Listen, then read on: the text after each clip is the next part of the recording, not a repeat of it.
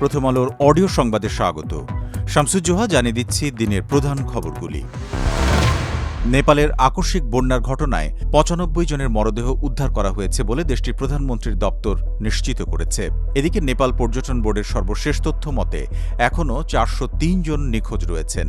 প্রধানমন্ত্রী বালেন্দ্র শাহ নিহত ব্যক্তিদের প্রতি শ্রদ্ধা এবং তাদের স্বজনদের প্রতি গভীর সমবেদনা জানিয়েছেন। পর্যটন বোর্ডের দেওয়া তথ্য মতে ৪০৩ জন নিখোঁজ রয়েছেন, যাদের ৬১ জন নেপালি এবং ৩৪১ জন বিদেশি নাগরিক।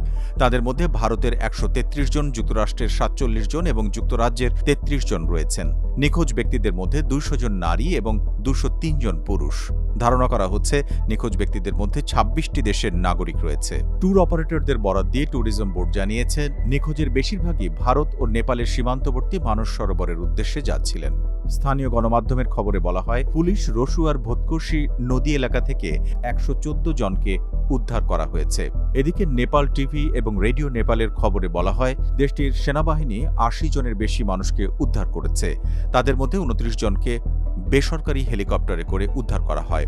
নেপালের প্রধানমন্ত্রী বালেন্দ্র শাহ সামাজিক যোগাযোগ মাধ্যমে দেওয়া এক পোস্টে বলেন, প্রাণহানি এবং সম্পদের ক্ষয়ক্ষতিতে পুরো জাতি স্তম্ভিত এবং গভীরভাবে মর্মাহত। তিনি এই দুর্যোগকে আকস্মিক ও ভয়াবহ বলে উল্লেখ করেন। তিনি বলেন, উদ্ধার অভিযান শুরু করতে সরকার কোনো ধরনের বিলম্ব না করে তাৎক্ষণিক সব ধরনের সম্পদ ও সক্ষমতা কাজে লাগিয়েছে।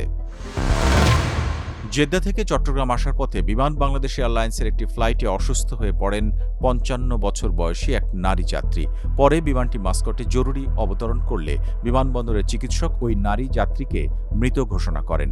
বুধবার বিমান বাংলাদেশ এয়ারলাইন্সের BG136 ফ্লাইটে এই ঘটনা ঘটে। শাহ আমানত আন্তর্জাতিক বিমানবন্দরের জনসংযোগ কর্মকর্তা মোহাম্মদ ইব্রাহিম খলিল এক সংবাদ বিজ্ঞপ্তিতে এই তথ্য জানান। এতে বলা হয়েছে, বিমান বাংলাদেশ এয়ারলাইন্সের BG136 ফ্লাইটটি জেদ্দা বিমানবন্দর থেকে উড্ডয়নের পর সানোয়ারা বেগম নামের এক যাত্রী অসুস্থ হয়ে পড়েন। পরে ফ্লাইটটি মাস্কট বিমানবন্দরে অবতরণ করে। সেখানে বিমানবন্দরের চিকিৎসক তাকে মৃত ঘোষণা করেন। মরদেহ বাংলাদেশ দূতাবাসের মাধ্যমে দেশে পাঠানোর প্রক্রিয়া চলছে বলে জানানো হয়। আরও জানা যায়, ফ্লাইটটি আবার মাস্কট থেকে চট্টগ্রামের উদ্দেশ্যে রওনা হয়েছে। ওই নারী যাত্রীর মৃত্যুর বিস্তারিত কারণ এখনও জানা যায়নি। পবিত্র ঈদে মিলাদুন্নবী সাল্লাল্লাহু আলাইহি সাল্লাম উপলক্ষে ঢাকা, চট্টগ্রাম ও সিলেট সহ দেশের বিভিন্ন স্থানে বুধবার অনুষ্ঠিত হয়েছে বর্ণাঢ্য জশ্নে জুলুস। এতে বিভিন্ন বয়সী বিপুল সংখ্যক মানুষ অংশ নেন।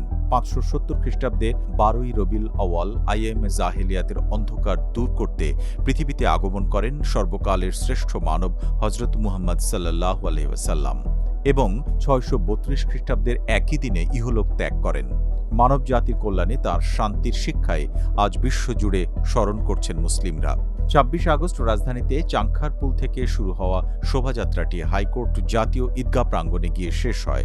এর আগে আহলা দরবার শরীফের সংগঠন তরিকতে মাওলা গ্রুপ বাংলাদেশের সেমিনারে প্রধান অতিথি ছিলেন ঢাকা দক্ষিণ সিটি কর্পোরেশনের প্রশাসক বীর মুক্তিযোদ্ধা আব্দুস সালাম।